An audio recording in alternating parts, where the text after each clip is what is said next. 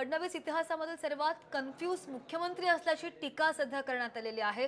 खासदार संजय राऊत यांनी फडणवीसांवर अशा आशयाची टीका केली आहे। काही वेळापूर्वी खासदार संजय राऊत यांनी माध्यमांशी संवाद साधलेला होता आणि त्यावेळी त्यांनी ही टीका केलेली आपण पाहिली। बोगस मतदान नोंदणी करून निवडणूक जिंकता यात कन्फ्युजन कसलं असा सवाल सुद्धा खासदार राऊत यांनी उपस्थित केला आहे। आम्ही मांडलेले मुद्दे भाजपच्या काळजामध्ये घुसल्याची टीका सुद्धा राऊत यांनी केली आहे। इतक्यांदा तर इतके कन्फ्युज्ड विरोधक मी माझ्या जीवनात बघितलेले नाहीत आणि इतके मोठे मोठे लोक हे सगळे त्यांना कोणाकडे गेलं पाहिजे, कायदा काय आहे, या सगळ्या गोष्टी माहिती आहेत की नाही मला माहिती नाही, पण मला असं वाटतं की त्यांना सगळं माहिती आहे।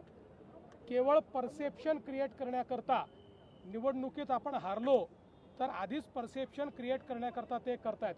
आम्ही जे मुद्दे मांडले ते त्यांच्या काळजात घुसलेले आहेत की तुम्ही चोऱ्या करता, तुम्ही घोटाळे करता, तुम्ही बोगस मतदान नोंदणी करता आणि निवडणुका जिंकता। हा मुद्दा, यात कन्फ्युजनचा काय विषय आहे मिस्टर फडणवीस, मला सांगा जरा।